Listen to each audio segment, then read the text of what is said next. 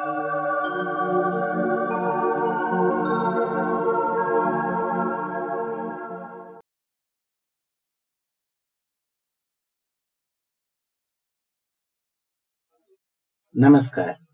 आओ सीखो की इस वीडियो क्लास में आपका स्वागत है। मैं हूं कैलाश शर्मा और मैं आपके सामने उपस्थित हूं इंटरोगेटिव सेंटेंसेस का पार्ट 2 लेकर के। पिछले वीडियो में हमने एकदम अद्भुत पद्धति, एक अनूठी पद्धति से प्रश्न बनाना सीखा था। कुछ ऐसी पद्धति से जिसका कोई सानी हिंदी में मिलता ही नहीं। हिंदी भाषा में सहायक क्रिया को आगे ले जाकर के प्रश्न बनाने का रिवाज नहीं है, पर अंग्रेजी में ये विशिष्ट परंपरा है। यानी हमने सीखा कि किस तरह से सहायक क्रिया को आगे ले जाएंगे और वाक्य के शुरू में रख करके प्रश्न बना लेंगे। पर ये हाँ या नहीं वाले उत्तरों के ही प्रश्न होते हैं। पर अन्य प्रकार के प्रश्न बनाने की क्या कोई और भी पद्धति है? उस पद्धति को जानने के लिए हम इस वीडियो क्लास को लेकर के आपके समक्ष उपस्थित हुए हैं। तो चलिए अब सीखते हैं हम दूसरी पद्धति से प्रश्न बनाना।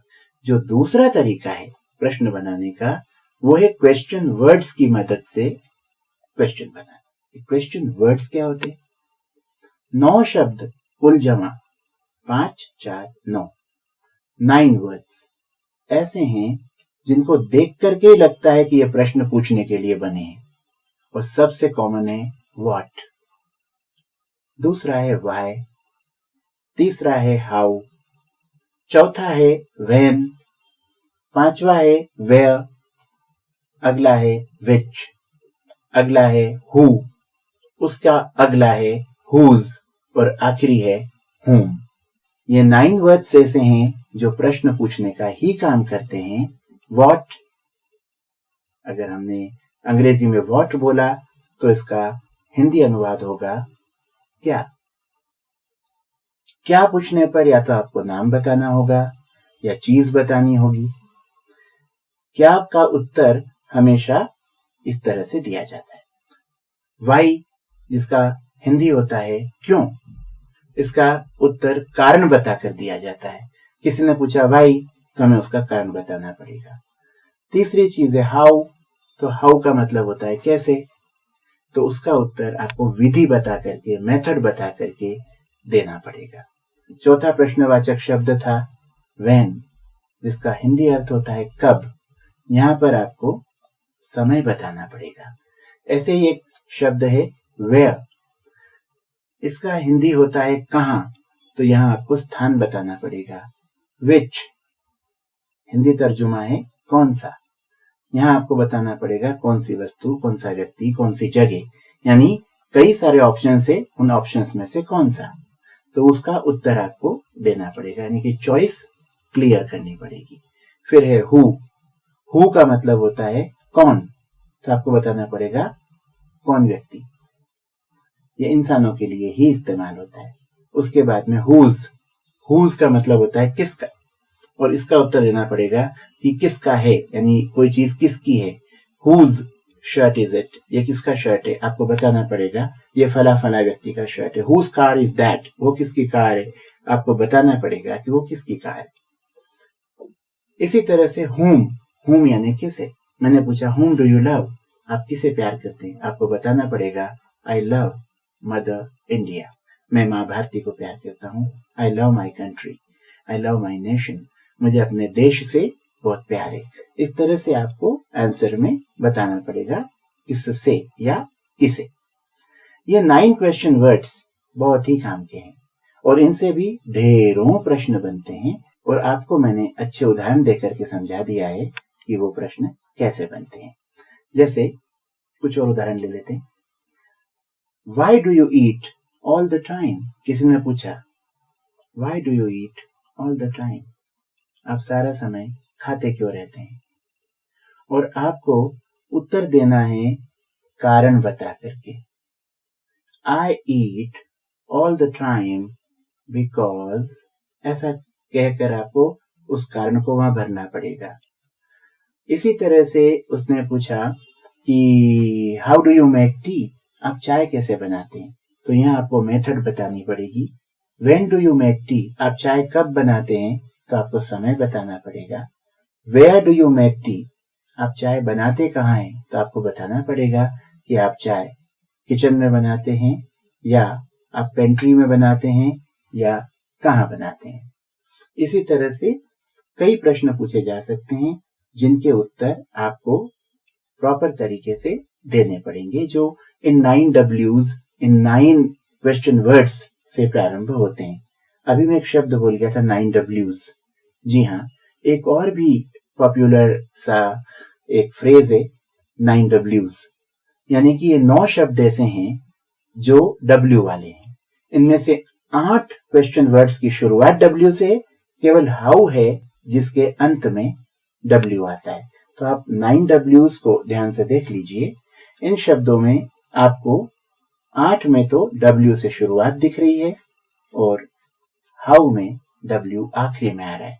इस तरह से ये प्रश्नवाचक शब्द यानी क्वेश्चन वर्ड्स बड़े काम के हैं, इनसे प्रश्न बनते हैं। तो 2 तरीके हमने सीखे। पहला, सहायक क्रिया को आगे ले जाकर के प्रश्न बनाना जिनका उत्तर हमेशा हाँ या ना में होता है, और जो क्वेश्चन वर्ड्स वाले क्वेश्चन हैं उनका उत्तर हाँ या ना में नहीं हो सकता। कितना हास्यास्पद होगा यदि कोई आपसे पूछे व्हाट्स योर नेम और आप कह दें यस, वो पूछे व्हाट्स योर नेम, आप कह दें नो। तो ये तो बहुत ही हंसाने वाली बात हुई। तो व्हाट्स योर नेम में आपको अपना नाम बताना पड़ेगा, माय नेम इज, और फिर आप अपना नाम वहां पर बोल दीजिए। ये हुए 2 तरीके। एक और तरीका है जिसको हम ग्रामेटिकली स्ट्रक्चर वाइज अप्रूव्ड नहीं मानते, पर उसका जिक्र मैंने पिछले यूनिट में किया था। टोन के द्वारा क्वेश्चन पूछना।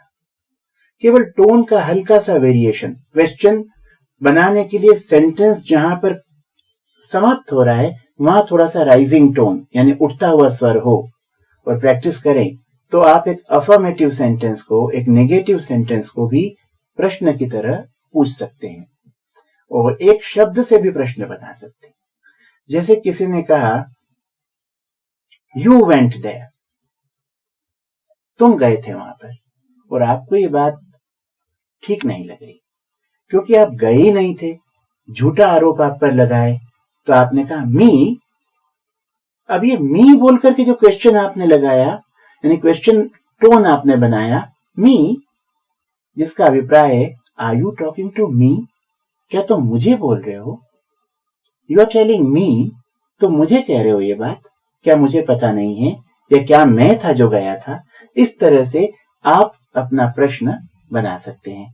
तो टोन वेरिएशन के द्वारा यानी स्वर के आरोह अवरोह से, स्वरों के उतार चढ़ाव से तो चमत्कार किए जा सकते हैं।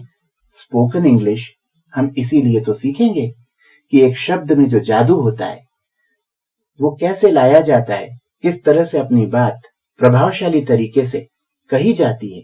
परंतु अगर हमने बेसिक इंग्लिश और ये बिगिनर्स ग्रामर नहीं किया तो हम स्पोकन इंग्लिश का सपना देखना बंद कर दें, क्योंकि इन्हीं से वाक्य करेक्ट बनते हैं।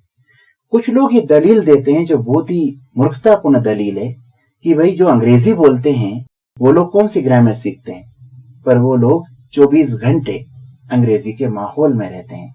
अगर आप अंग्रेजी के माहौल में हमेशा रहते हों तो आपको न तो ग्रामर सीखने की जरूरत होगी बुनियादी तौर पर, हालांकि वहां भी जो लोग नेटिव इंग्लिश बोलने वाले हैं जिनकी मातृभाषा अंग्रेजी है वो भी ग्रामर सीखते हैं शुद्ध अंग्रेजी लिखने के लिए। जैसे हम लोग की मातृभाषा हिंदी है तो हमें हिंदी ग्रामर सीखनी पड़ती है, हिंदी व्याकरण सीखना पड़ता है।